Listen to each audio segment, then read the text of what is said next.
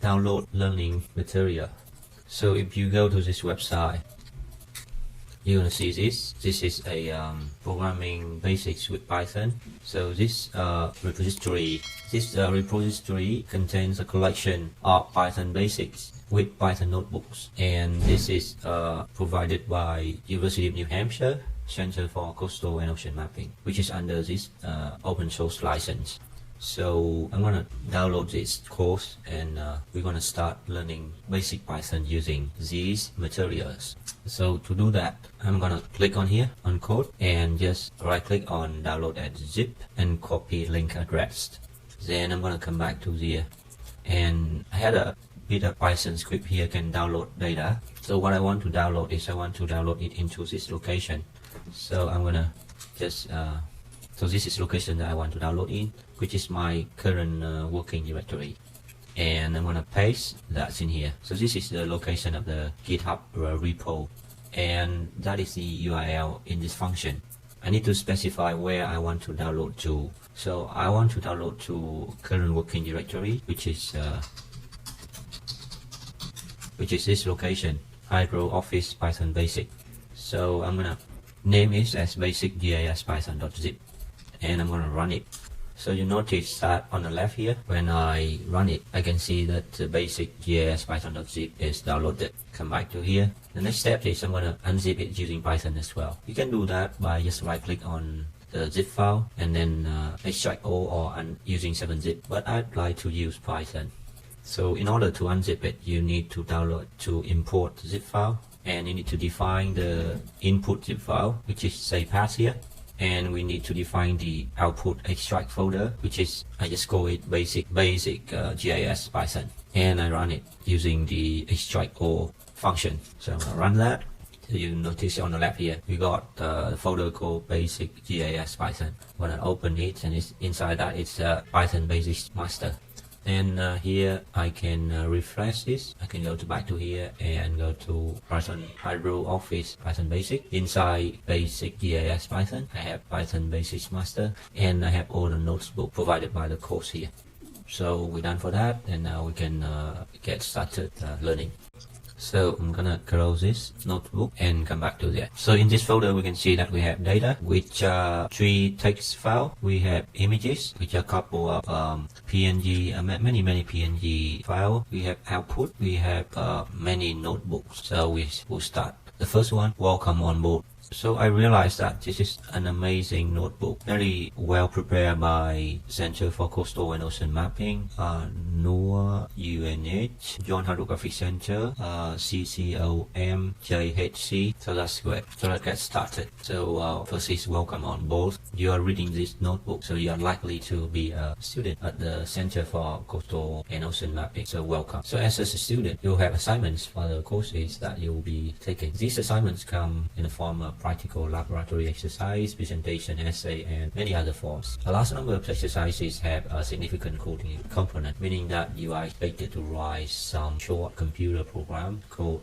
to achieve certain ocean mapping related tasks or interesting that is related to ocean mapping. We do not assume that you are familiar with computer programming, and we have therefore created short training on programming basics. So a set of notebook we will provide you with the basic coding knowledge required for the successful completion of your first assignments. The notebook uses Python, the preferred programming language at the CCOM JHC. This document is an example of a Python notebook, and is the first of the series in the programming basics with Python for ocean mapping. Oh, that's interesting. So this is actually for students at this center at this school, and they put it online for everyone to access it. That's amazing. The overall task is to lead you to some basic concepts of programming using the Python language, with a focus on their application to ocean mapping field. The main teaching goals are provide you with enough basic Python skills to successfully complete lab assignments. Thus, this is not a full course on how to program in Python. Familiarize you with several programming concepts, introduce you how to use the extensive help and resources available for Python, provide you with programming habits and skills that are directly applicable to other programming environments despite differences in syntax. So on you arrive at CCOM, at CCOM,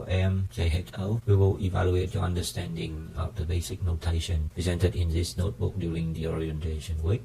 This will happen through a review notebook with exercise similar to ones in this collection. Thus, if you experience difficulties in completing this training, it is important to seek help from all sources before you arrive at CCOM, including fellow students and us. We are always willing to help. Okay, so that means a new student, when they study at this school, they need to assess this and learn this in advance, and then for the first week when they arrive, when they are there, they need to kind of take a test or review to make sure that they have basic understanding of that. That's amazing. This is incredible school.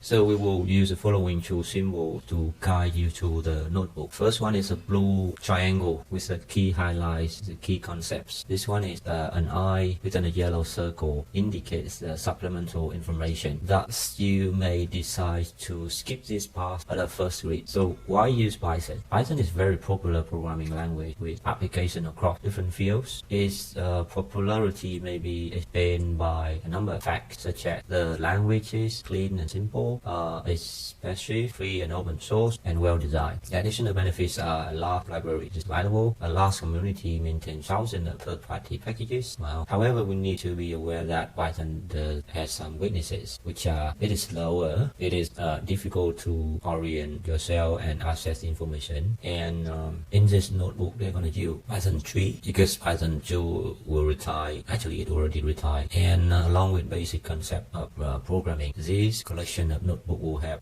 you familiarize with a minimal but useful subset of Python functionality. However, before starting this programming journey, you need to learn some basic notation on how to use a notebook like the present one. So what is a notebook? A notebook is just a simple text document, but an interactive computing environment. So it can edit and run code, it can visualize, it can write narrative text, and it has a series of cells. It has the title bar with a notebook name here. It has a menu bar, it has a toolbar, it has a cell, it has an active cell, and so the active cell has a blue or green bar to the far left, and there are two main types of cell, which is code and markdown. So what is a markdown shell? A markdown shell is a notebook section where you can add some descriptive text such as notes describing a lab experiment. So the area where you are reading this sentence is itself a markdown shell. So if you press enter or double click on the text, the shell will shoot to edit mode. So if you double click on that, you're going to change to edit mode, and then you can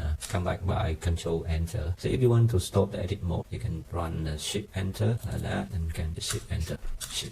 Okay, so this kind of shell is called markdown because it can format markup the enter text to get special effects. So we can also click on the run here to change from the edit mode to command mode.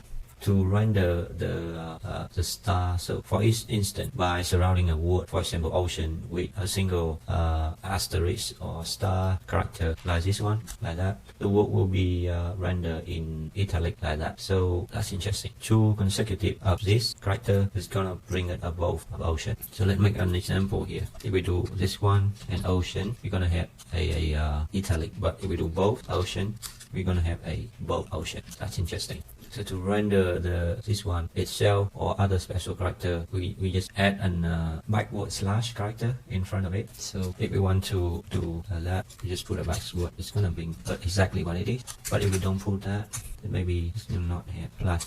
Like this ocean, it's gonna be ocean. It's gonna be ocean italic.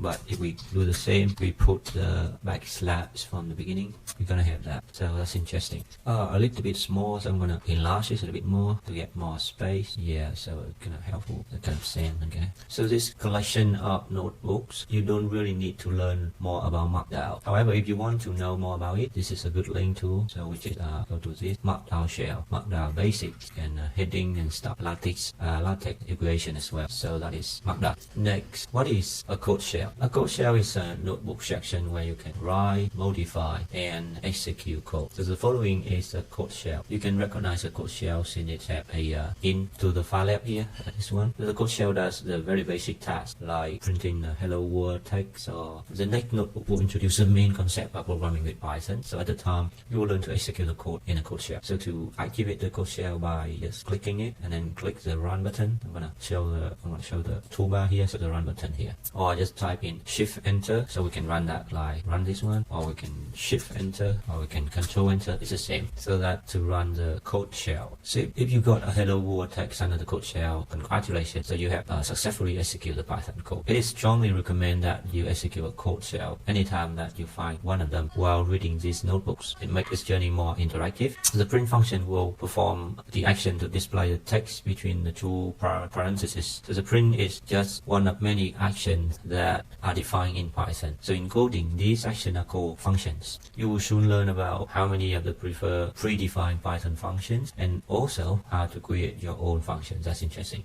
Give a second look at the second code in a below shelf. It does not have space characters before and after the parentheses. So what happens if we add spaces trying to execute the code and see what we have?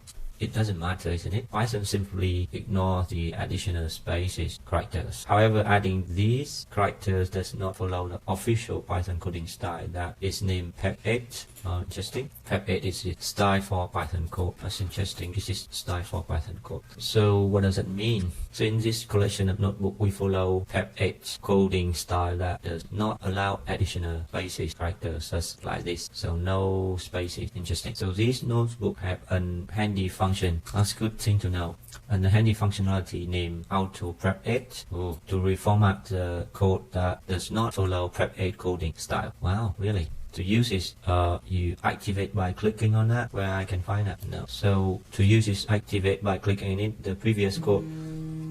So okay. So to use it, I need to click in on it. So I need this button, but I cannot find the button. Where can I find the button? Okay. So in the previous code shell with additional space character, then okay. So I'm gonna click on this one, run it. How can I run that one?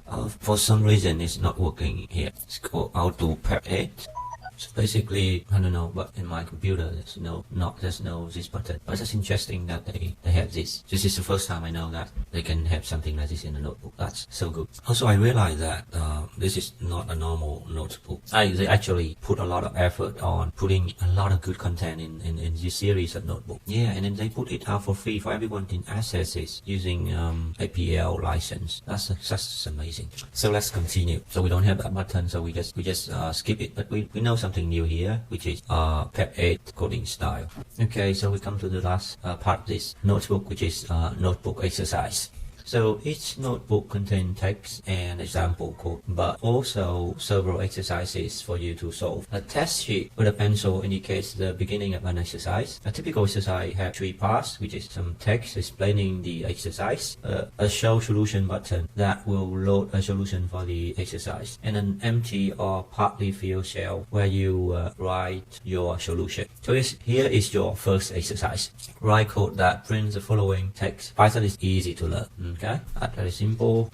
So you just print a message. For example, Python is easy to learn. Then we're going to print out the message. How to solve a notebook, how to save a notebook. So each time that you modify a notebook, for example, for writing a solution to an exercise, you must have those modifications use the button, this button saved in the toolbar. So just to save, just click that. Okay. Although the notebook is automatically saved, so we strongly recommend that you save your work regularly, in particular before closing or refreshing your web browser. How to clear the result of a notebook. So just go to kernel and choose restart and clear output. Summaries on how to use a notebook. First, a notebook has 2 modes, command mode and edit mode. When in command mode, double click or press enter to edit a given cell, like this markdown cell. When we're in edit mode, to switch back to command mode, we just press escape.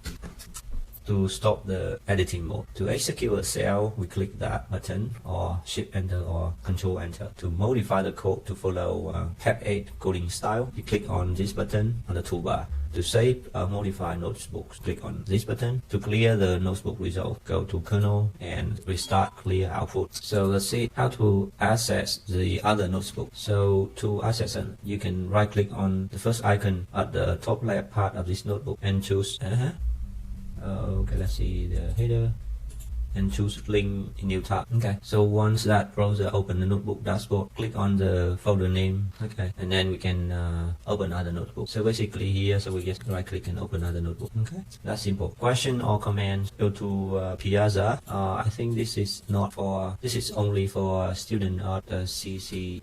So this is for only student.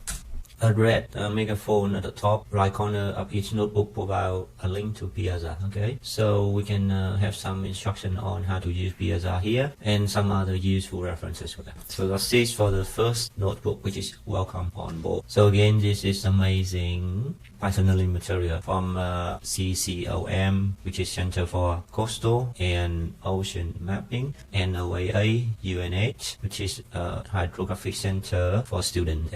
The second notebook that we're going to look at, which is variables and types. So we're going to go quicker because it's all fundamental stuff, but a lot of things is useful here. This is variable and types. So a variable associates a meaningful name to a variable, like a number or text. So variable naming in Python. So this is some rule that we need to follow. For example, this is a valid, this is valid, this is a valid name. This is this one and this one are different, and this is a not valid name of variable in Python. That means a variable name is not starting with a number, cannot be started with a number. It need to be a normal character like that, maybe capital, maybe lowercase or uppercases, but it can be a number. So here we got x equal 9, and we check that it is floating, but if we assign x equal 8.8, x equal 8.0, the type is the type is float, but if we assign x equal 8 only, the type is integer. And if we check the type y, it's gonna have an error because y is not yet defined. So now we define y, we can have the type of variable y.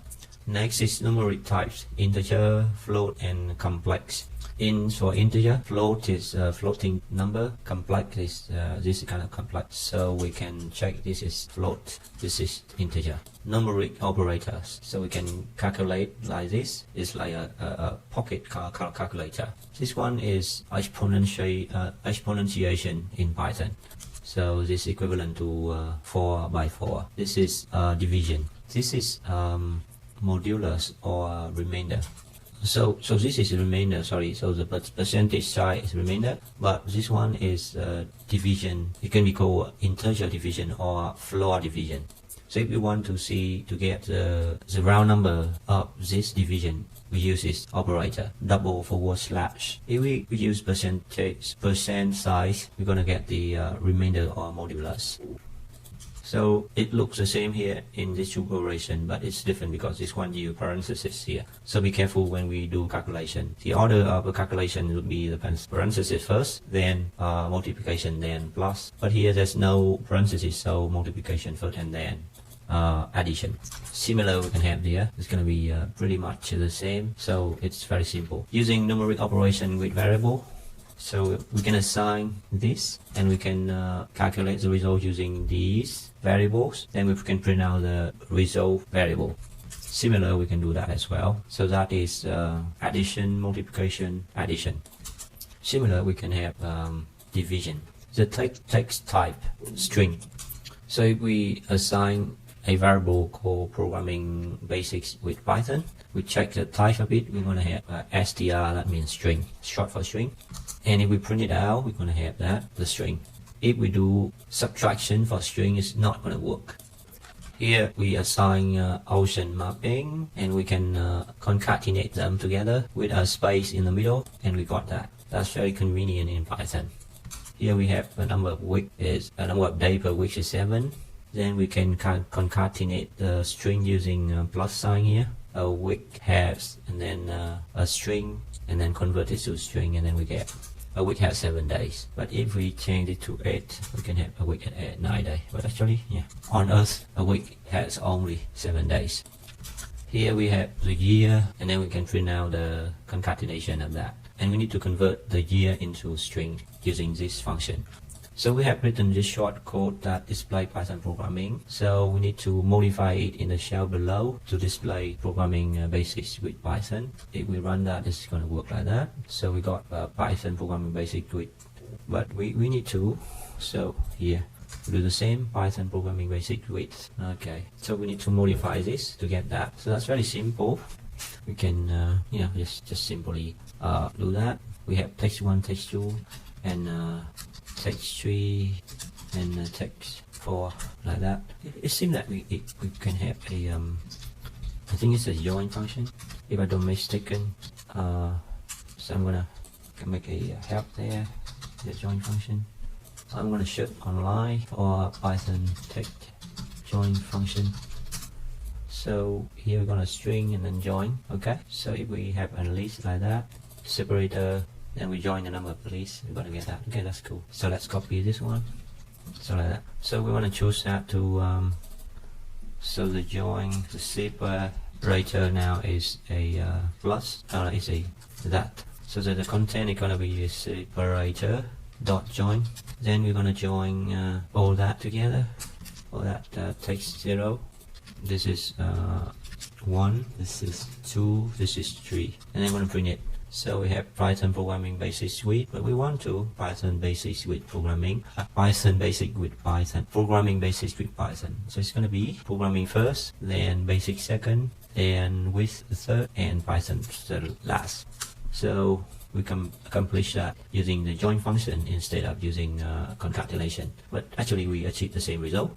If we want to see which way is quicker, we can do some kind of testing, speed testing. So I'm going to go to one of my script here, and I'm going to just copy that string term here. Okay, so I'm gonna put it here, and then I'm going to start now just to check the time and the final time as well, the total processing time. This is not defined. Okay, it's so quicker than it can be calculated. So just less than 1 second. This one is the same. We're gonna, so it's too short to be considered as which one is quicker. So both of them are so quick, just less than 1 second. So sometimes in Python like that, we don't care about the method, we just care about which one we are comfortable with. We don't care much about the speed of the processing because computer now is much better. So we can do the summary, about variable from this notebook. So there are allowed names as well, and some numeric types and string types. So here we're going to have some exercise. Extend the provided code to calculate and display, in other words, use print a useful message, report the number of seconds in a week. So we're gonna number of second, hour per week, minutes per hour, second per minute. So total second, which is day per week, hour per day, minutes per hour, second per minute, and the output is, which is how many seconds per week really, which is a week have this much number of seconds. And so if we wanna do the same, but we're gonna edit it. And we change like for days per every month, 30 days, and then month per year, which is 12 months. So we're gonna have a like a year has total second, which is per week, and year per day. And we're gonna have that number of a year of seconds in a year. So this is useful reference. So this is for the second one, which is variables and type. Lists and variables. List of variables. Okay. So as we have seen in the previous notebook, Python provides a variety of data types, such as float, string, that represent values. However, it is often handy to have variables that contain more than a single value. For example, a few of measurement of temperature values, and provide access to those variables individually and as a group. Okay. Python achieves this grouping through the use of containers. This notebook focuses on one of the most useful and popular Python containers, the list. You can use a list to collect together values that are required in your code without the need to name each of them. Or for instance, You may use a list for collecting the names of the days in a week. Okay, the salinity values measured during an experiment, the items that you need to purchase for your experiment, for example, a shopping list. Other characteristics of a list are that each element has a specific position, that is, a list is ordered. Each element can be modified, that is, a list is changeable. Each element can be of any type, although they are more often of them of the same type, such as floats. A list is a container for an ordered sequence of values. Each of those values can be modified. The values in a list can be of any type. There are a few ways in which you can create and populate a list. We will introduce a couple of them. Create a list, approach 1. It is possible to create and populate a list simply by enclosing the values in a square brackets like that, or separating them using and separate them using commas. So here's a list. We got that one. So this is containing only integer. This is a float list, or these values are floating, and this is a string list.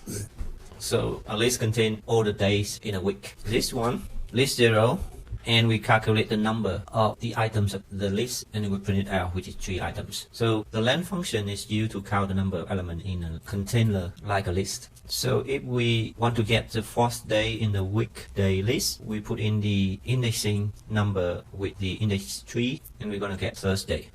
The first value, which is index 0, 23. The last value can be 2 because we know the number of the element. Can I think also last value equal to list 0, and we put in the length of the list. Length of list 0. Let's say length of list 0, which is 3, so we need to minus by 1. Okay, then we put inside there. We're gonna get the last element. So this is the second way that we can get the last element of that list.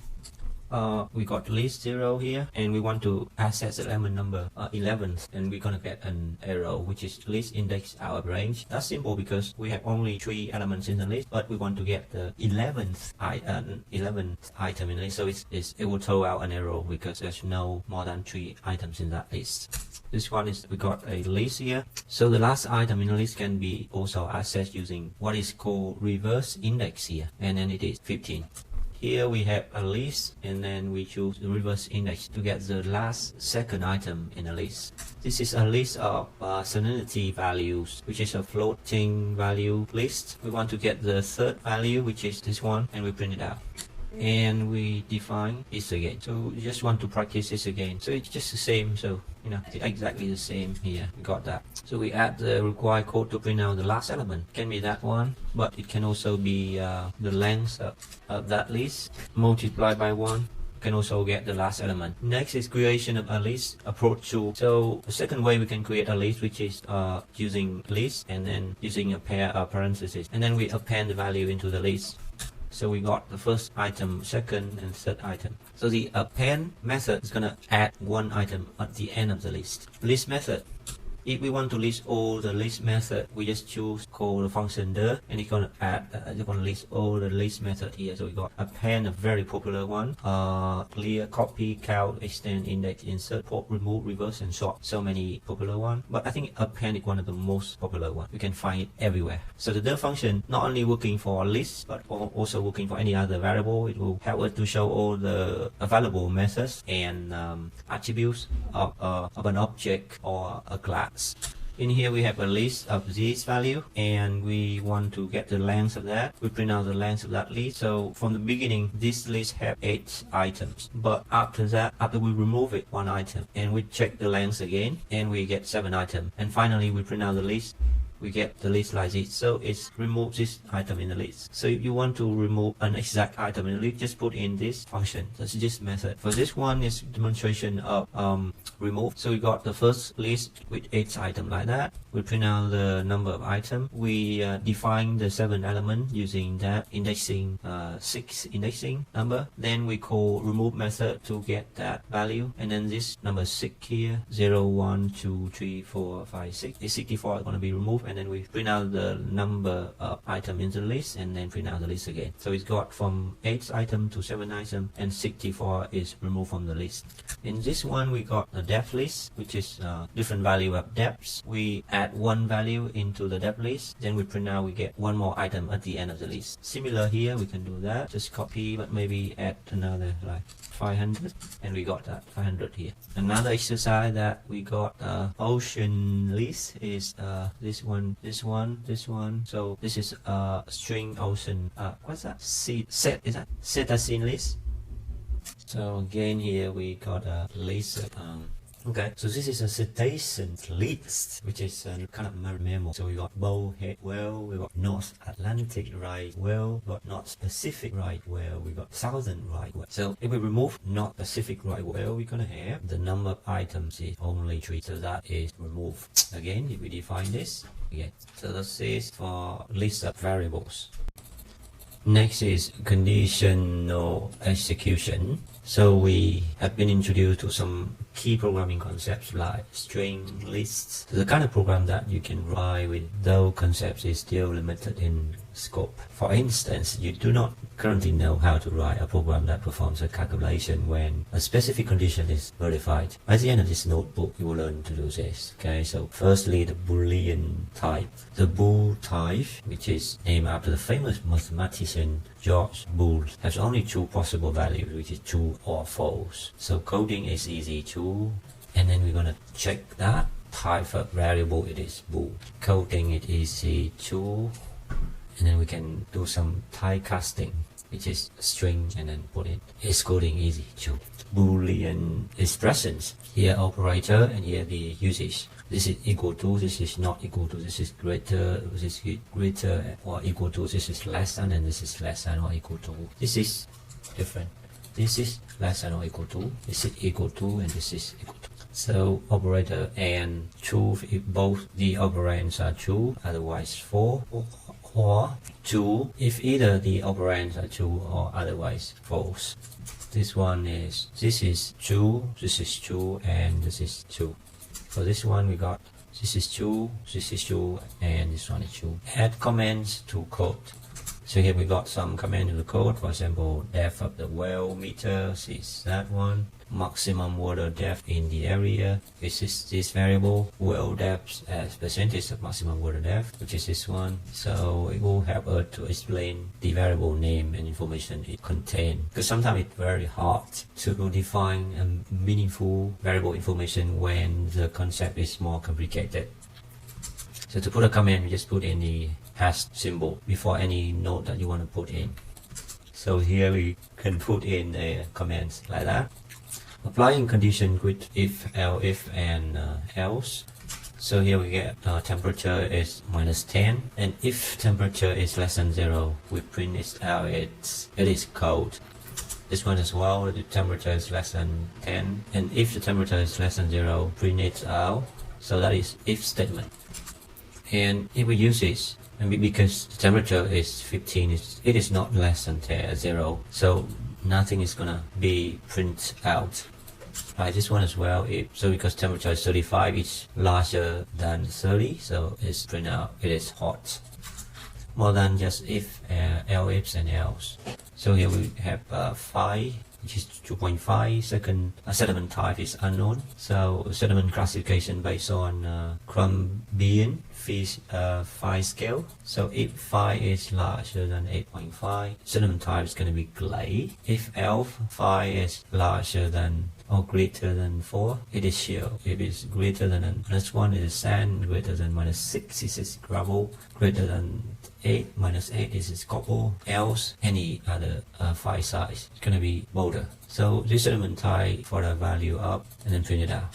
So the sediment type for the value of 2.5 is sand. So if we put in -2 here, it's going to be gravel because it's larger than -6 and smaller than kind of -1.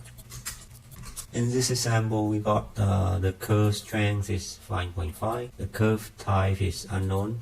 So if the curve strength is less than 1, the curve type is going to be weak. If the curve strength is less than 5, curve type is moderate. Else, curve type is strong. So if we print it out, it is more than. So it's going to be strong. curve strength, and curve type. Nested conditions. So it is also possible to combine multiple conditions by nesting them. This means that you can put condition statements inside a condition statement. The following example assumes that you want to perform an experiment that only considers water temperatures and salinity values that are within some given ranges. However, you also want to provide an informative message when the measures are outside of these ranges. Use nested condition. You may write something like the following code. So we got the curve temp is 14, curve SAR is 32. So if the curve temp is larger than greater or equal to 8, which is true, and curve temp is less than 16, which is true, this is true. We're gonna look at curve show, which is more than 30, which is true, and less than this, which is true. Then we print out valid condition. So we got valid condition. Else means curve SAR is not in that one. We're gonna print out invalid salinity value. Okay, because this one is not meeting the condition. And else we're going to print out invalid temperature. Okay, so it's like if this one is 38, I'm going to print out invalid salinity value. Very cool. So that's it for condition execution.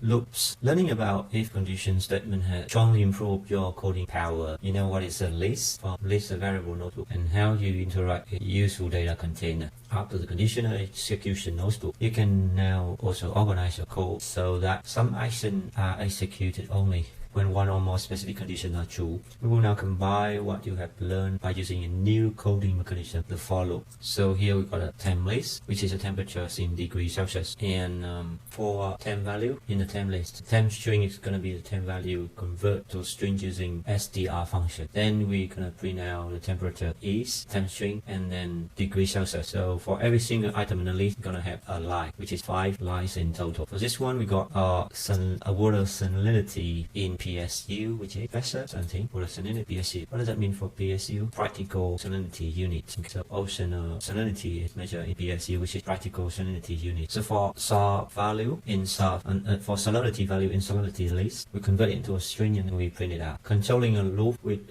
break and continue. This is going to be interesting. So break and continue keyword allow for the creation of efficient loops. For instance, assuming that you want to be sure that it's a list of temperatures that have at least a value higher than 10 degrees Celsius. Using break, you can stop the iteration when that condition is true. So you got a temperature list with 5 elements in it, and 2 elements are more than 10 or greater than 10. Temperature value in temperature list. For temperature value in temperature list, we just print out the temperature value as normal. And then if the temperature value is larger than 10, we're gonna break at least one temperature value in higher than 10 degrees Celsius. That means we're gonna break at that and we're gonna print out a report that in this temperature list, at least one temperature value is higher or greater than 10 degrees Celsius. So that's interesting. So it's print out the first value here, then the second value. After printing out the value as normal, then it's gonna break the loop. The break keyword is used to totally stop the loop. Okay, so if we want to stop the loop, just put in the break in there. Very important to remember that. To continue keyword, the continue keyword is used when you do not want to process the current item anymore, and to go to the next one in the list, if any. So we got water salinity in practical salinity unit. For every single item, we're gonna compare with 34. If it is less than 34, we continue, and if it is more than 34 or equal to 34, we're gonna print out high salinity. That's so cool. So the continue keyword is used to jump to the next element in the loop. Okay, jump to the next element loop. Using break or keyword, modify the code to stop the printing of sound speed value when the first value is outside of the validity range from 1400 meter to 1600 meter per second. It's a hint that if you do not remember how to use a logical operator, go to this notebook. So firstly, we got a list which is sound speed in meter per second. Then we look through that list. If the value of each item of an item is less than 1400 or more than 1600, we need to break the loop. And if not, we just print out the sound speed. So we print out only the sound speed that is within the range. If it's outside of the range, we break the loop. So what we need to do is we need to modify the code to stop the printing sound speed value when the first value is outside. Okay, so here is we're using break. So now we we'll try to use continue to kind of print out only the value that fall outside the range. Okay, make it simple. Interesting that we cannot delete it, the item in this list. No, you can. Okay, so to do that, for that one, and we get an if and if. So if the salinity as a source peak value is we need something need to be large, smaller than this one, 1600, and or the source peak value is less than, oh no, it's be more than, and less than 1400. What we're gonna do, we're gonna break the loop. Otherwise, we're gonna print out the source peak. It's gonna be the same. So next is using break or continue. Modify the code to print only source peak with the value within the validity range from 1400 meter per second to 1600 meter per second. So we got a list here. So you're going to use continue. So if we're going to print out only the source peak value that within this range, if it is outside of this range, we're going to stop it. We're going to skip it. Okay. So how to do that? Firstly, we're going to use continue. So like if source peak value, which I just copy this to make it quicker, which is less than 1016, and that one is more than 1400, we're going to print that out. And if yes, it's so it's also we don't even need to use continue or stop. We can still print it out. But now we decided to use similar but continue. So if it is more than and less than this, you're gonna continue. Okay, and otherwise we just print it out. So is that a problem? No. If it is never and, there's no and here. This should be or. This should be or. Okay, this should be and. Okay, because we want within that kind of range. Okay, we want within that kind of range. So if it is outside that range, we're going to continue and print it out. That's one way to do that, but we can also use stop to print out that one. So if it is that one, can we use a break or continue to modify the code to print only the source peak within? We need to use continue because if we're using break, it's going to not print out the value that outside the range. We need to kind of skip it, so continue is better. So next is while loop. So this kind of loop is like this. This kind of loop is keeping iterating until a given condition becomes false. Okay. From the beginning, the given condition is normally true. Then we loop to a certain value set by the while loop. Then we're gonna come to the point that the condition is false. And when the condition is false, the loop is gonna be stopped. Okay. So here's a list of source peaks in meter per second. You got that 4 elements. Then when the length the list is more than 0, which is true, we're gonna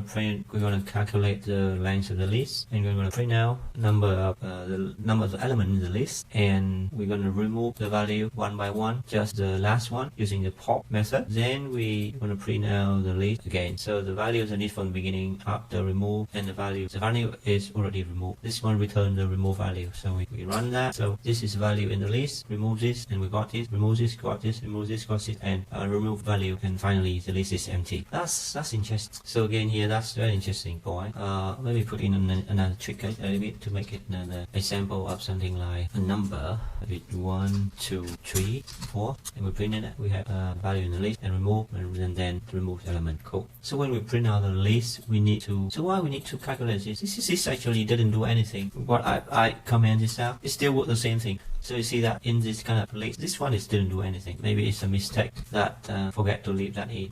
We don't need that value. Okay. So we got source peak list here. Then when the length of that is more than 0, yeah, we calculate the length and then we print out the length. No, we don't need that actually. But it's just going forever. So this loop is infinite loop, no ending iteration. If we just keep running this one, if we check the memory, you're gonna get all the memory out of our computer, getting more and more memory to run that kind of loop. So we need to be careful when we get this kind of loop. So how to stop it? So to stop it, we need to press this corresponding button to force it to stop. So choose the cell and click on here, interrupt cell, and then the loop is gonna be finished. Okay, so that is the infinite loop, and here we can add the code required to pop, then print out the value from the salinity list. So we got the salinity list here, which is water salinity in practical salinity unit. Then when the list is the length of the list is smaller than 0, we just remove one item from the list and we print out the remove value until the list is empty or something like that. It's very interesting that whenever we run anything and then they're going to define the value of the variable again. So that I think is a very good practice that we can learn from this notebook. Useful reference for lists and for loops and while loops. So they have for each suggestion relating to this notebook, write to epom.com.una.eu. Cool. Next is write your own functions. Function. We have met and used many built-in functions that are shipped with Python, like print, type, length, the. So normally function is going to go with the open and close parentheses like that. A function provides a mechanism to represent many lines of code, targeting a specific task with a single statement. A function is a name sequence of statements. A function encapsulates a task. The variable instead created inside a function are local variables. They are not visible outside the function where they are created. This allows you to use variable names in your code without having to worry about whether the same name may be used inside some of the functions that you are using in your code. So this just encourages us to reuse the code to make the code more efficient and shorter and concise and easier to read, I think so. So create a function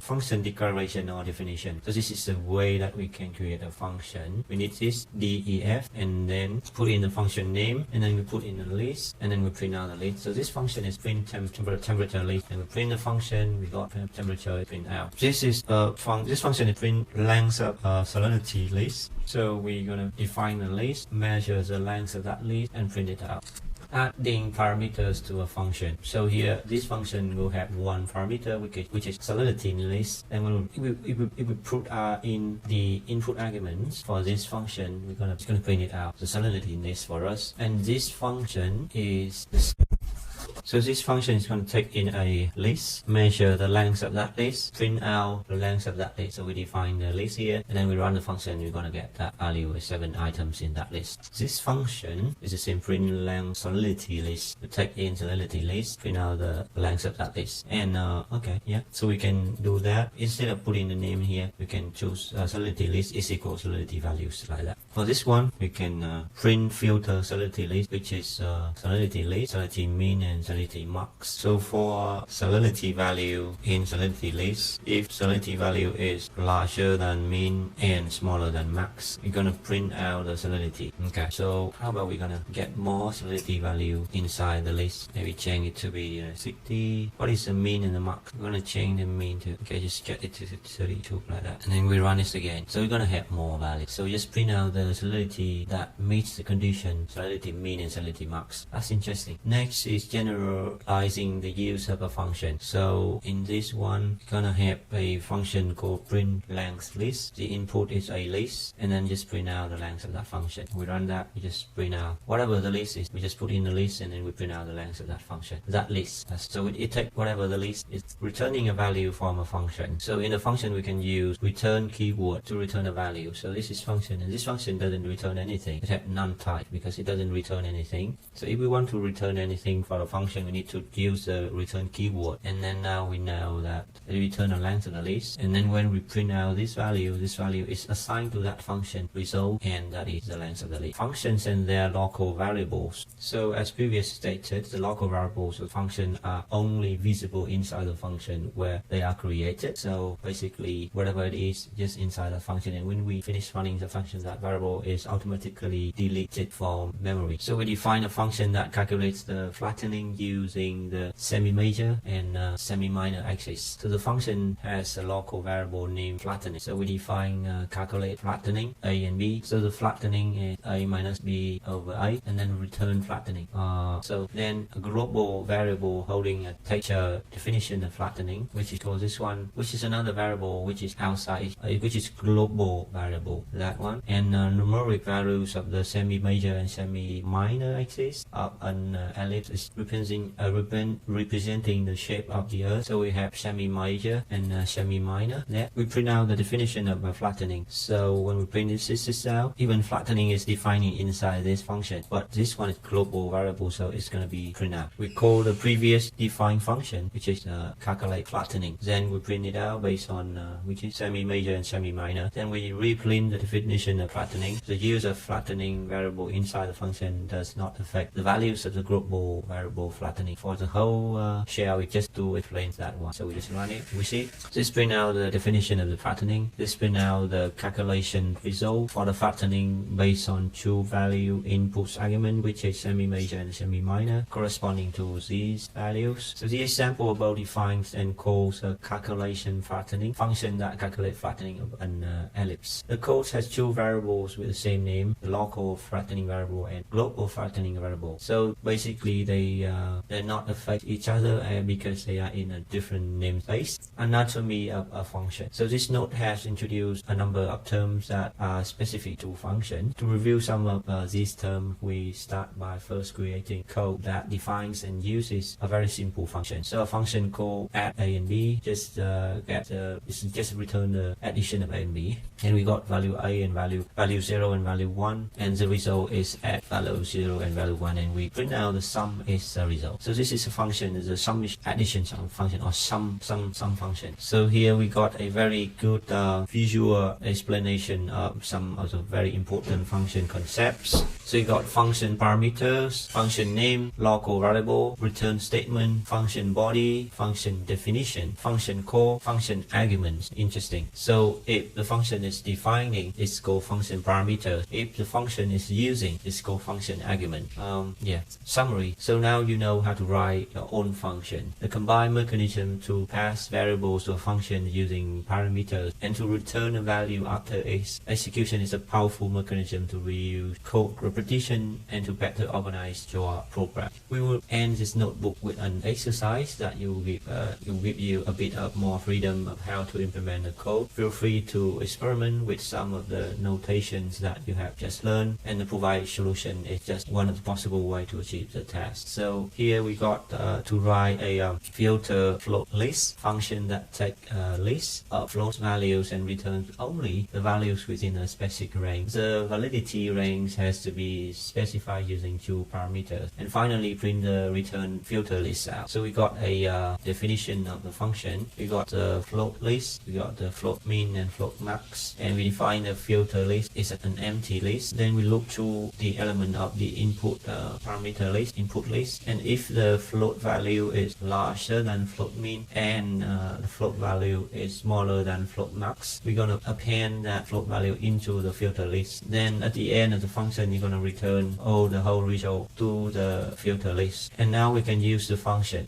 We define a new salinity list called salinity values with 7 or 8 elements in it here, and we define the salinity mean value and the max value. Then we're gonna run that function, get in the list input argument, minimum salinity argument, maximum salinity argument. We run that and we print out the filter list. So after run that, we got only 2 value, and it's gonna be returned that return a list of 2 items. Similar here, we got different value for this one, so we can just do that. So maybe it's a good practice that we're going to define a filter float list, and we take in a float list in, we take in a float min, we take in a app min, just take in a app max. And the filter list, we're gonna filter list is gonna be a new list inside that. And for float value, in filter float list, in float list, for its value in float list, and if the float value, gonna make it short, something like that. If the float value is larger than f min and float value is smaller than f max, maybe we choose the parenthesis that to make sure that it's not easier for Python to execute. If it is meeting that condition, we're gonna just append the value to that append the float value. Otherwise, and finally we're gonna return filter list filter list. Now that we run that, we need to have a new list to test it. So here, so maybe we need to change the filter, that one. So now we have a new function called that. But before that, we need to define the list, define the min value and the max value. And then now we have everything we just maybe already defined from the beginning here. We just put in this argument. So this one is gonna be the mean, it's gonna be max.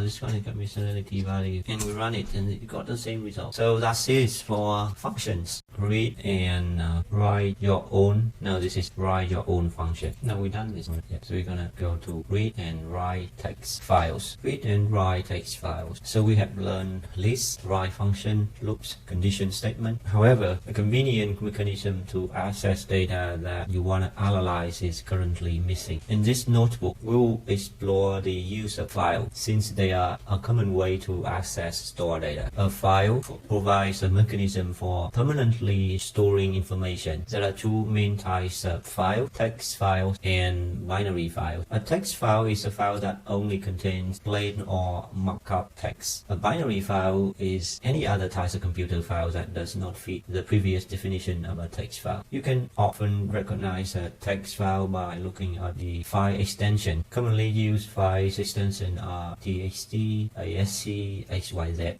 A very simple test to evaluate whether a given file is a text file is to open it in a text editor. If you can recognize the visualized content of an open file as text, then the file is likely a text file. So be warned that opening a file in this way can take a long time, depending on the size of the file. We will first introduce some file management capabilities of the os.path Python module. Then we will use the functions that Python provides the reading or writing the content of a text file. So in Python, a module is a file containing code, for example, definitions and statements. The module name is given by the file name without the file extension. For example, a file example.py identifies a module example. Python have a native function to read and write text files. The os.path module. Here you will explore the os.path module to retrieve data files that are stored in the server's hard disk. Really, several functions in the os.path module are portable. This means that they can be used across different operating systems. For example, you can use os.path functionality in code that runs in Linux, Ubuntu, or Microsoft Windows 10. To have access to the us.path module functionality, it first must be available using the import statement. In the example below, we write a get current folder function that returns the path of the folder where this notebook is located. To achieve this task, we will use two of the us.path functions and variable, which is current directory, the string used by the operating system refer to the current directory, and os path, which is a function that returns the absolute abs path, which is absolute path. So an absolute path points to the same location in a file system regardless of the current working directory. In contrast, a relative path starts from a given working directory. So we got import os path, interesting here. Then we define a function called get current folder. Then current folder is os.path.absolute path of os.path.current folder. So get a string containing the absolute path to the current directory, and then we return current folder. Then we print out the current folder. Interesting. But we can also actually os.get current working directory as well. So it's actually the same. Interesting. So yeah, I just recognize that os get current working directory and os path dot current directory is actually the same. But that one is pretty long. So if I do that, it's so long. It's a pretty long way to go. This is super long way to go. Get the current working directory is quicker. But that's interesting that we have different way to do one thing. The data that we will use for our following example are contained in the data subfolder. See the image below in the data subfolder here, in data here. So if we want to see the content of the data subfolder, we can call a bash command. We call ls and data. It's gonna show all the content of that data folder. But that is I think we can even import globe, and we choose globe.globe, and the folder is data, and then we put everything in. Okay, it's not working. That's alright. Ignore that. Don't care about that. To be able to access data subfolder, yeah, I'm just curious about why the globe is not working. So I'm going to do globe.globe. So we're gonna list the path name and that one. Okay, so I got globe.globe. The path name is gonna be something like data. Yeah, and that's a path name. So just put in data, and then that is the contents name. So we'll take one position argument only. So if it's not that one, what happens with this one? It's only the path name there. Okay, that's not okay. So actually to do that, we need to change the directory to that, but just ignore SATA. So to be able to access data subfolder, we extend the previous code using ospath.join and ospath.exist function to create the absolute path of the data subfolder. Check whether the resolved path already exists or not. So in case that the data subfolder does not exist, we raise an arrow using raise keyword. So that's interesting here. We got define get data folder. We get the current working directory. We get the data folder, which is inside that. And if that data folder exists, we return data folder. Else, we're gonna run and we raise a runtime arrow unable to locate the data folder. That's interesting. So this is a very cool thing to know, that we can raise a runtime arrow and we put in the message inside that runtime arrow. Cool. So for example, I'm going to put in data 1. It's going to raise a runtime arrow and tell us that this location is not existed. Super cool. We did not import the OS path module since it was previously imported in this notebook. Re-importing a module does not break your code but make it more verbose. So if you decide to clear the results of this notebook, you will need to re-execute the code cell with the import statement. If you want to know more about arrow handling and exception, you can go to here, arrows and exception. We will now retrieve all the paths to the files in the data folder. Specifically, we will create a function called getDataPaths that returns a list containing all the files in that folder using the os.list directory function from the OS module. So we import it. We define the getDataPaths. The data path is the list. The data folder. The data path is a list. The data folder is getData folder. Data path is a list. Data folder is getData folder. Data file names is OS list directory. So we're gonna list everything inside that to get all the file name in your data directory. Okay, so that's very cool. So we got the data folder here. Check out. It's not defined. So we just define it as we just define that like that. Let's say we copy this. So firstly we need maybe just doing something like that. OS dot get current working directory and data, and then we can use os dot list directory and we put in data folder. Wow, that's interesting. That we don't need to change the. So but what if we can feel okay? I see. Just delete everything. So that is list directory. Okay. So we list everything in that folder and we give that data file names there. Then we combine each data file name in the data that list with the full path. Yeah, we need to join it with data folder. We make it not only a file name but also an absolute path as well. That's good. And we append it into data path list. Then we sort it in the alphabetical order. Interesting. Then we return data path. Then we retrieve data path using that new variable. Then we print it out. So we're gonna do that. So instead of doing that, we may do something like that for maybe. I don't want to break that, so I'm going to copy that and put in a new shell here. So for example, for like path in retrieve path, I'm going to print out the path that. So there's something wrong there with the function. So we're going to have that. We can somehow get from -50. So we shorten the path, make it like 100 like that. Maybe useful. Yep. So that's the way we can print out the path. So in the above code, we wrote a function in which a list data path is created, populated, and returned. So the function create an empty list. Yeah, an empty list here.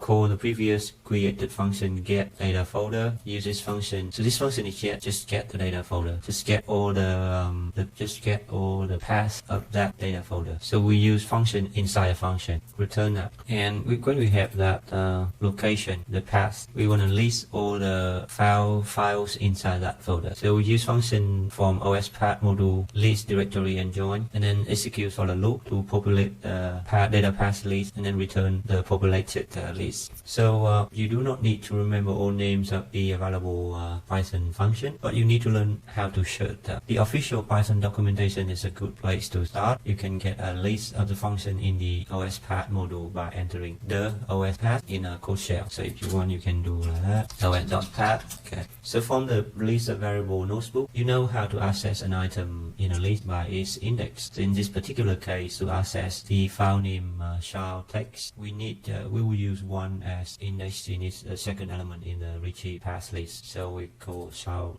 salinity path is retrieve path 1, and we print path 1. and we print it out. Caution: the above solution works specifically with the current directory content. For instance, changing the directory content may alter the index of the salinity in the list and thus breaking the code. So in the next section, you will learn how to open and read the content of this show paths file. So now we read a text file. The Python open functions takes the name of the file as a parameter and return a file object. The close function close the file open. These file objects can be used to read the sequence of the characters contained in a text file in a few different ways. We can use readLine methods to read a single line from the text file. So here we get salinity file is open salinity path, okay. Then salinity line is salinity file and read line. Then we print out the salinity line and then we close the file. So we get the first value of that file. We can check that using bash command if you want. Cat up the data salinity file. So maybe just hit -1. It's not working. Okay. So that salinity path is that one, that cell text. Okay, so when we do that, we can cat and we can hit and then I think -1, but it'll miss second. Okay, so that's the way you can use bash command to read the first value. Or even easier, you just go to there and then open the salinity in the new tab. You can see that's the first one. Very simple and easy. The read method reads the entire text file. We got salinity open salinity path. Cell content is salinity file.read. Assign the content of the file into a string variable, and then we print it out, and then we close the file. So if we do that, it's gonna print everything, the whole file. Oh, okay, interesting. That read file, read one file, but we read the whole file, and we don't need to look through the file at all. That's super convenient. So the execution of the above code will print 20 salinity values in the text file here, like that. So it's similar to we can check it using bash command called cat, and is it data? This is something called cell text, exactly what it is. So they are, although they look like numbers, but they are actually a string consisting of 100 characters. Okay, so we can check it. The type cell content is string, and the length of it is 100 value. Really? 100 value? Are you sure? Salinity? No. Why is 100? I'm not sure. The length of that is 100. Okay, 100 characters. So you may ask why there are 100 characters instead of 80. Yeah, each of the 20 rows have 4 visible characters but there are also an invisible new line character, which is this one. Okay. So that text editor treats as a break between 2 lines. So just like that, we got 100 characters. Cool. So the new line character is used to the end of a line of a text and to start a new line. In the code above, the salinity content variables hold the content of the file as a single sequence of characters. Now we will write a function that only reads the sequence of characters, but also splits them into multiple lines based on a new line character using the string method named splits lines. And finally, we will convert the results to corresponding float values and append these to short list. So we got the function called read salinity values, and we got the input path. And here salinity list is a list. Cell file is open, that one. Cell content is the file.read. Cool. And that means we're gonna read all the file. So cell file is closed. So we got the content here. So cell lines is the cell content dot. It's split lines. We're gonna split the string by new line character. But did we need to mention specific explicitly in parentheses here, or we just keep like that? That's very tricky.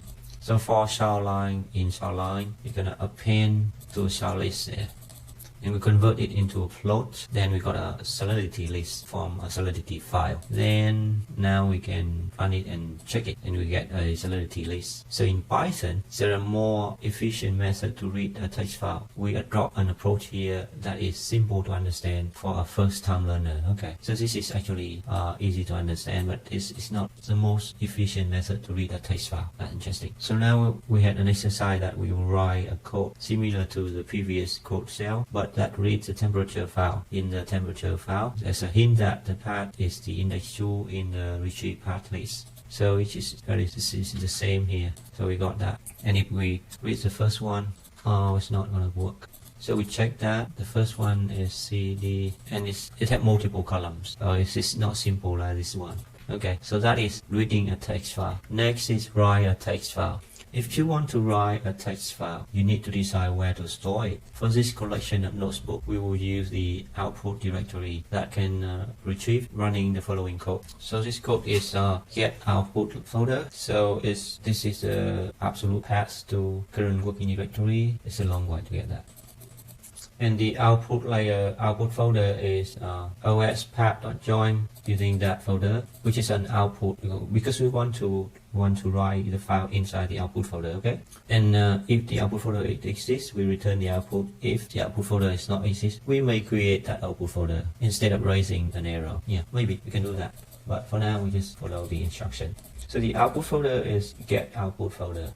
Then we have the output folder. So the whole function is just to get the output folder. Okay, and then we print out the output folder. You can then use the join function to assign an output file name. So here we got the dep path, which is the output folder, and the dep using the join function. That is very good. And then in the code below, the write list to disk function has the arguments output path and the input list as a list containing the data to be written to the output file. So the write list to disk function below will open a new file in the writing mode. You may learn about other modes for opening a file in here. So this function is write a list to a disk. This is out path, this is input list. So the out path is defined by using open in the write mode. Of course, after writing it, we need to close this. And for value inside this input list, we're gonna align content is the string value of that value. We convert it into string, and then we plot the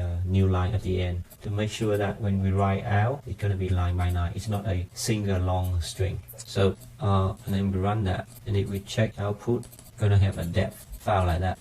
And if we don't put the this new line character and we run this again, what happened here? We will see that it's not going to be line by line. It looks like that. So we need to use that new line character in order to get the depth. Looks like this.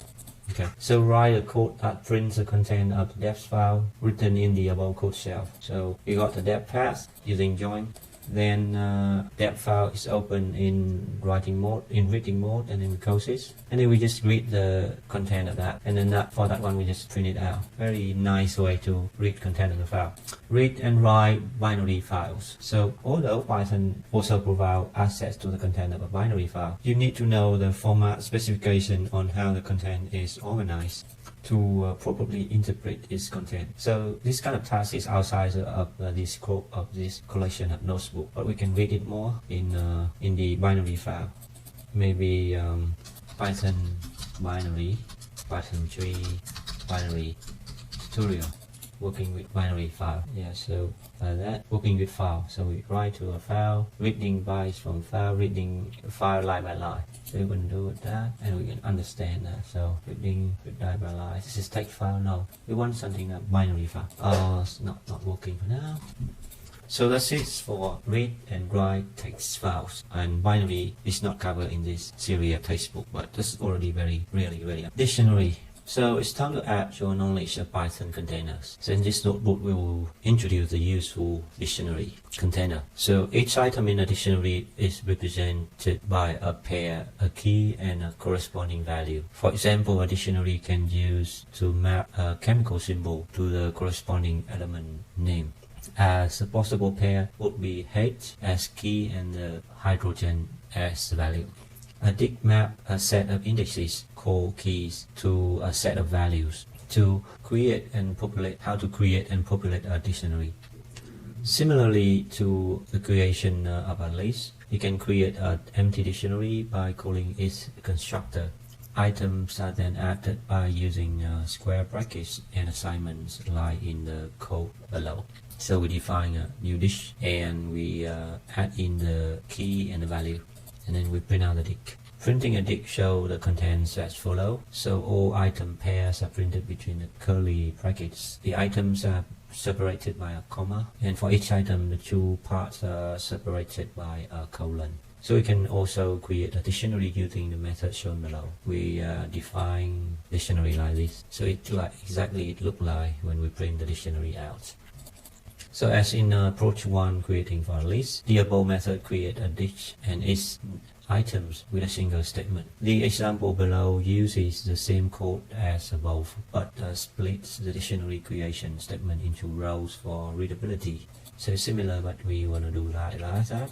So by now you may notice that the string values in the above chemical dictionary are printed within single quotes rather than the double quotes. This is an alternative and a valid way to define strings in Python. However, mixing is not a good way, so consistency is more important. It's a must.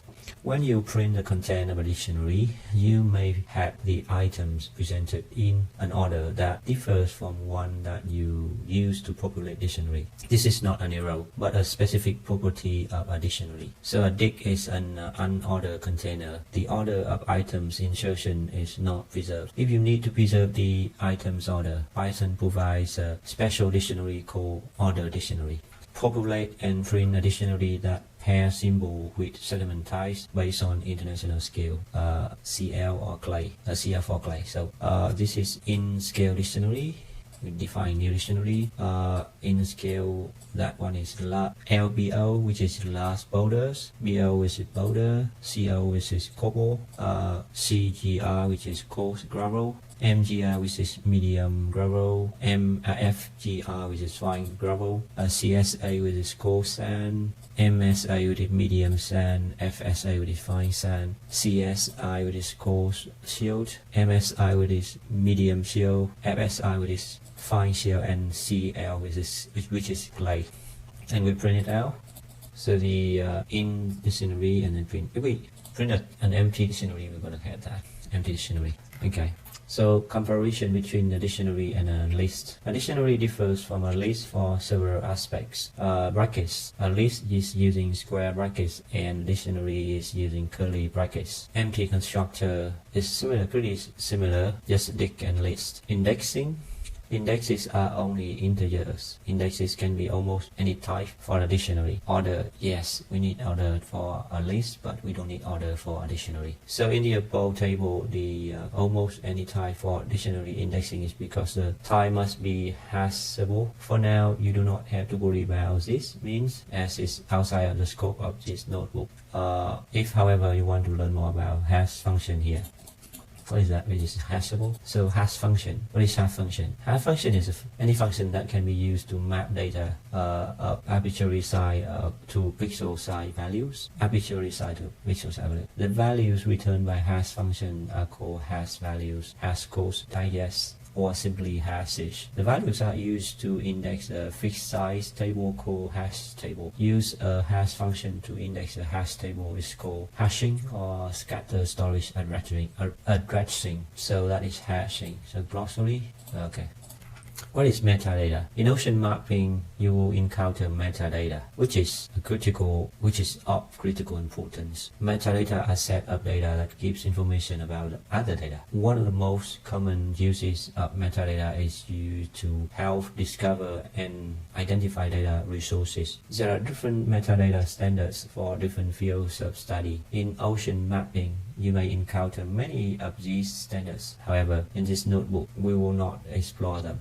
A dict as a metadata container. So we will now explore the use of a dict as a metadata container. The following our previous example of experiments collecting water salinity and temperature values, we will use a dict to store metadata such as the author of the observation, first name, last name, the location where the observation took place, latitude and longitude, the time range during which observation were taken, start timestamp and end timestamp. A set of metadata may be represented by a dict containing following 6 item pairs: first name, string type; last name, string type; latitude, float type; longitude, float type; start timestamp, date time type; end timestamp, date time type. This is the first time that we use date time type. A variable of date time type represents a specific date and a time. Integration of data is typically done based on time in ocean mapping. Consistent handling of time is therefore critical. At CCOM-JHC, there is an entire course dealing with the integration of data from various sensors used to map the seafloor. Really interesting. The datetime constructor is part of the datetime module. They have the same name. See more Python documentation. It takes several parameters: datetime, year, month, day, hour, minute, second, microsecond, TZ, info, none, and fo. A datetime object needs to be constructed using at least 3 arguments: year, month, and day. The others are assigned default values. For example, hours is 0. This implies that if you do not pass values for those parameters, Python will assign them those defined default value. So this one, so the other are assigned default value. For example, hour is equal 0, which is default value. So this is default value when we call datetime. Python will assign them automatically. The purpose of this notebook will call the datetime constructor of 6 values from year to second and ignore others. From datetime, import datetime. We import only the datetime constructor from the datetime module. Example timestamp is datetime, year, month, day, hour, minute, second. Then we print out. We got that the timestamp, datetime. So we can now write our metadata. The metadata dictionary. Metadata first name is John. Last name is Dewey. Just a cook-up name, I think so. Metadata is latitude. Metadata is longitude, which is floating. Metadata is startup time, which is date time, and put in the time there. Metadata is end up time, which is this time. So I'm going to change to 2020 to make it more relevant. Cool. So populate and print a metadata dictionary containing the following keys: your username and the beginning and the end time for the execution of this exercise. So I'm going to change it to 20 as the latest updated year and that metadata. More on string formatting. Finally, we will explore a different mechanism of printing string formatting a value in Python. You already know how to print a value with string type. Metadata is dictionary, metadata is first name is shown, and then print out that one. So this is the way that we can format that. You also know that the string can be used to typecast values that are different from string. So here we got metadata as a dictionary. Then we print out the position of string and that one. So we just print out, we got that the position is that, and the start time is that one. We now introduce a new method that accounts the same result by using a modular operator %sign. Below are a couple of examples of its uses. So we got a dictionary, we define a first name key and its parameter. We print out the first name value. Similar, we print out the position and the start time. But the position here we're gonna choose this way. So the position is gonna be metadata latitude and longitude. And for the latitude we put in here. For the longitude we put in here. And we need to put a %sign here. So then we print out the start time a %sign here, and we put in the start timestamp is here. So remember we put a %sign and string. That means this is a string format. So by examining the above examples, you will notice that the %s is used as a placeholder in the string containing the message. The message string is followed by the % operator, then by one or more variable enclosed in round brackets here.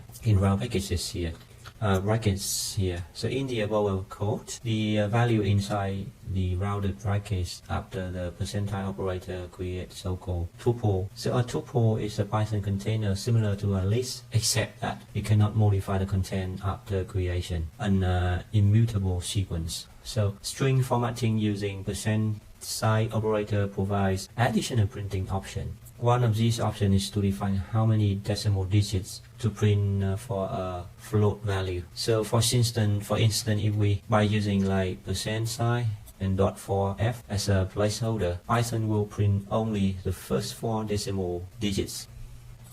So we got dictionary, we got the latitude, longitude, which we got the position, and we got the 4 value. And if we want to print out the 5 value, we got that. So print the depth value in the metadata dictionary and create below to 2 decimal centimeter level accuracy.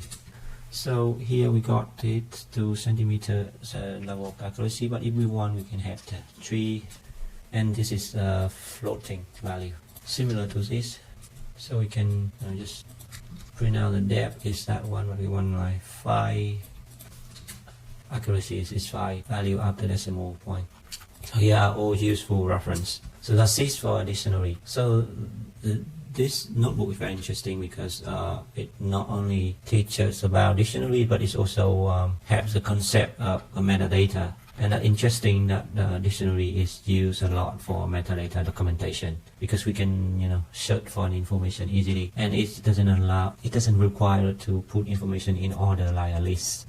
So next is a class as a data container. Wow, that's interesting. A class as a data container. So you encounter several data types. Sometimes you need a custom type. So it is time to learn how to define your own data type. Creating your own data type is a bit more complicated than writing functions. It comes with a big advantage that soon will be apparent. A user-defined type is called a class. Interesting. So again, a class can be defined as a user-defined type. Oh, that's interesting. We use several built-in types, which is integer, string, and list. Thus, you should already have some familiarity with the concept that we are going to introduce. A class provides a powerful means of building data and functionalities together. Okay, this notebook will use the class as a data container, and you will learn by example. Firstly, class definition. We want to create a class that is able to hold the content of a salinity text file cited in the previous notebook. We will give this class the meaningful name of salinity data.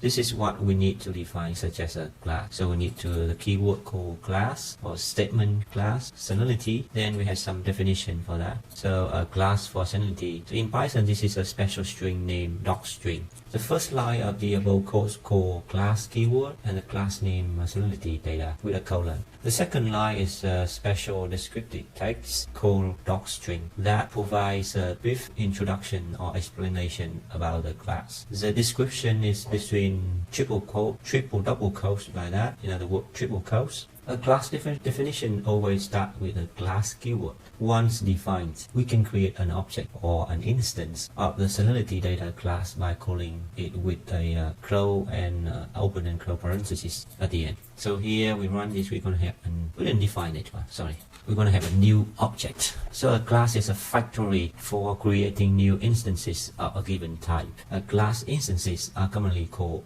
an object. So we type in a type here, which is main salinity data.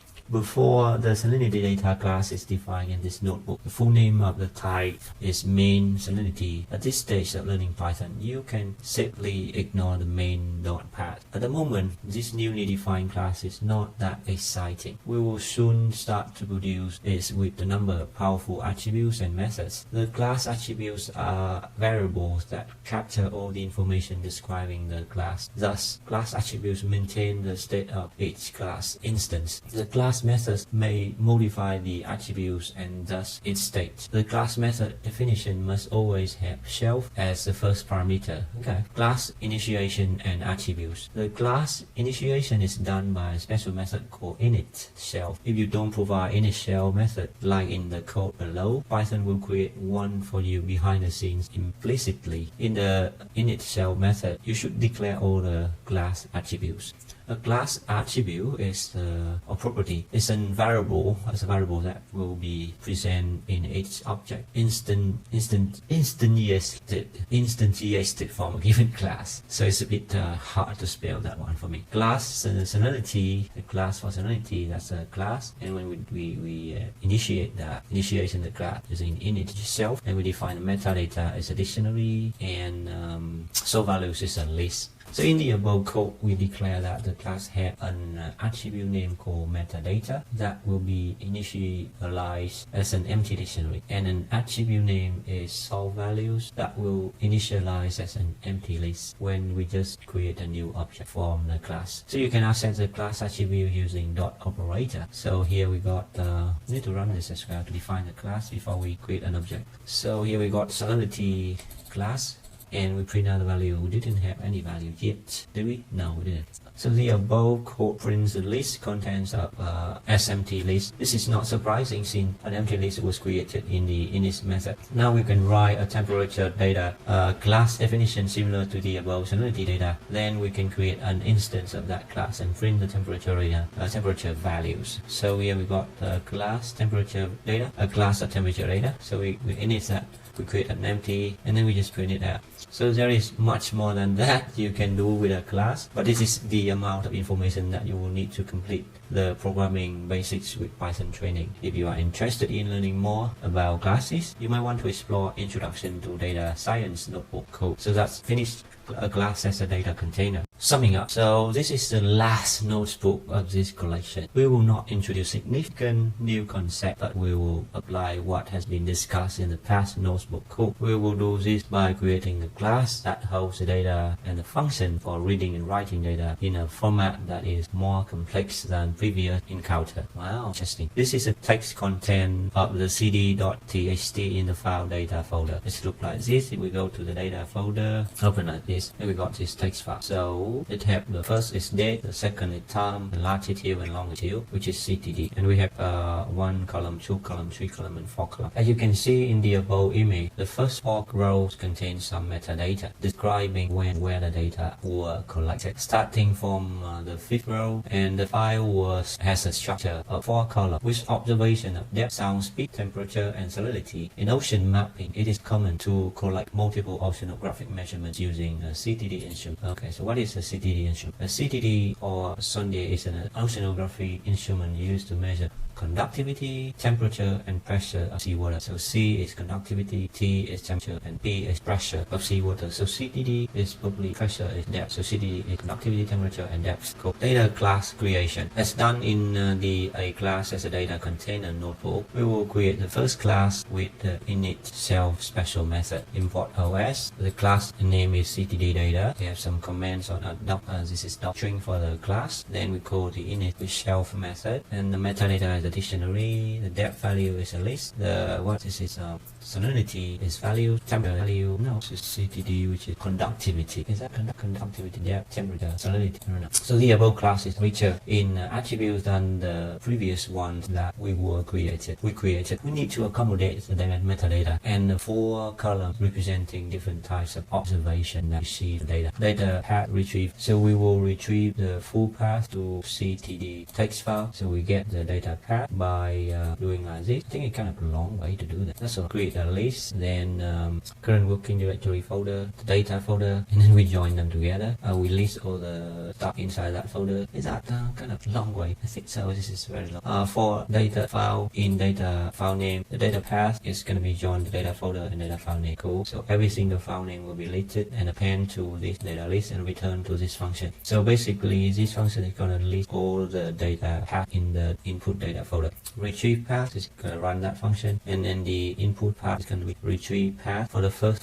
file, because we know that this is the first one. And then we can print out the input path. We got something wrong there. So OS is not defined. We need to define OS. So we need to run it first, then we can run it, and it's working for us. So next is creating a function to read the CTD file. Similarly to what we did in the read in a text file section, we will define a function to read the data. So the function name is read CTD data with the path and data. So firstly, we check whether the path file does not exist. So if the path of that path does not exist, we raise an error. Then we can read the file content by open it and then read it and assign to CTD content. Then we can split lines using a list of each line using split line method. Then we count it and we name it from the initialize the counter for the number of rows. So we get initialize the count 0. So for command line in that line that we read for line, if the count is less than 3, if the count is less than 3, that means meta pair is CTD complete. I don't understand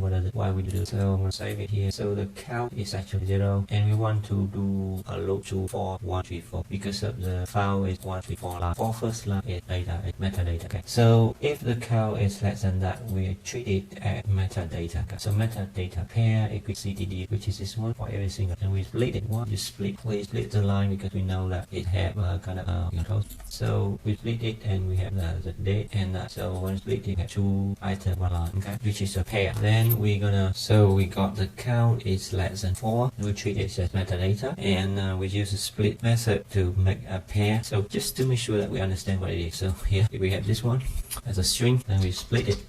We're gonna have that one. So we define is a metadata pair, and then we print the pair out, and we get that pair. So that is for this line of code. Next we got data, which is the input data, output data. So data is what? Okay, data, metadata. Data is kind of class. Yeah, I'm not sure what is the data for this. Okay, so data, metadata. This might be a class. Data, metadata. Did we have data somewhere? Nope, we have data folder.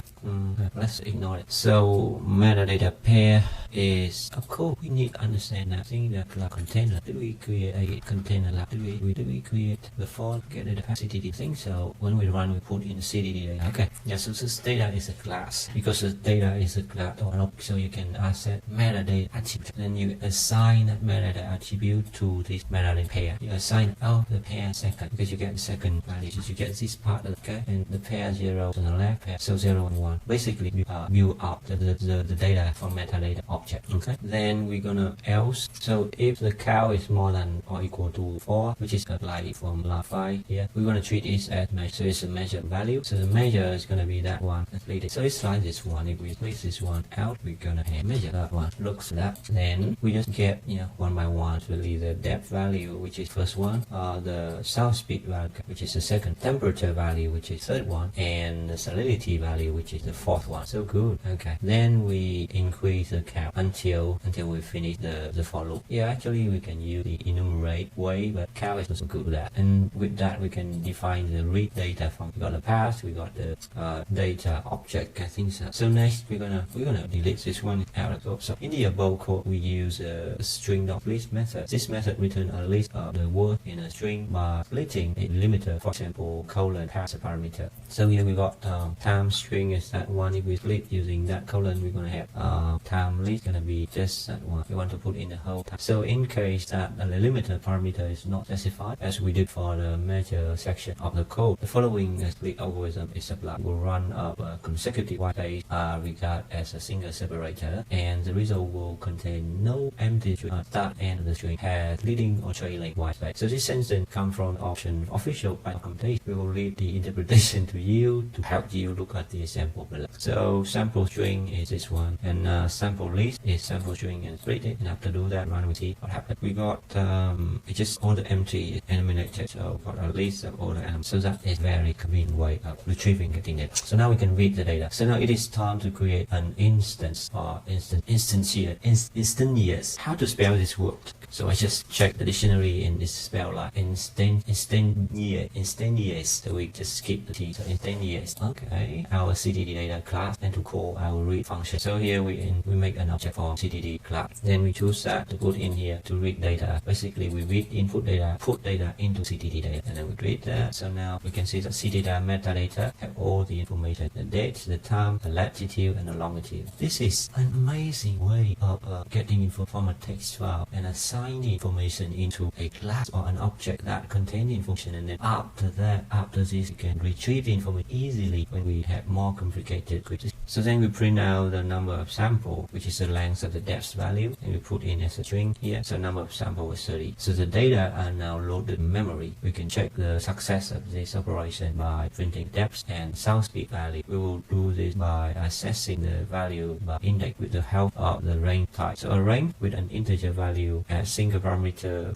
represents a sequence of number which is ranging from 0 up but not including the number which is passing as a parameter. In the code below we use range with 10. So for value in range 10 we print out the value, and we got from 0 to nothing. So yeah. So thus we can use range with the number of loaded sample, print all the value, depth value, sound speed value, list preceded by corresponding index. So we got number of sample is the length of the depth, then we can print it based on that range. In which is the index, the depth, and sound speed. Wow. So it worked. We have been able to read complex file format and then print out the information that we need. That's This is insane, amazing. This summing up is great, and this end up in the course, and this is the congratulation, which is you read the end of programming basics with Python. This is better than I thought. Really good course. This is really good course. So you should check it out, which is in this location. GitHub.hydrooffice.pythonbasic. The copyright is by University of New Hampshire Center for Coastal and Ocean Mapping. It's all free on the GitHub. It's an amazing course. So that's it. The end of the course, and probably we're gonna look at the second course provided at the same year, which is the second one, which is Ocean Data Science. So we're gonna look at that. This is really useful. Someone is working in as a